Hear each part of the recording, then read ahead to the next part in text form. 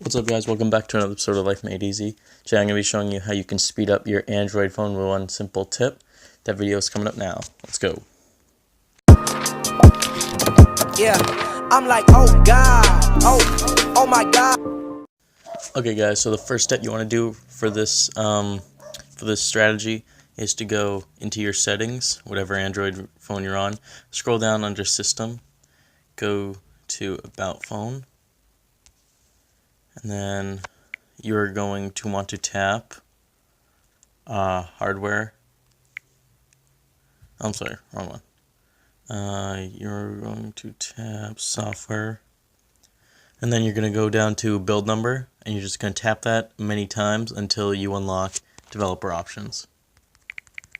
So as you can see, I've already done this and it says no need, you're already a developer. So then when you go back, there's going to be a thing here called developer options right here. Just tap on that. Scroll down until you see a section that has to do with animation scales. For this, I like to do window animation at 0.5 and transition at 0.5. And you can leave animation scale at 1. So yeah, after this, you can, every animation you do will be much quicker when it comes to just clicking stuff in general.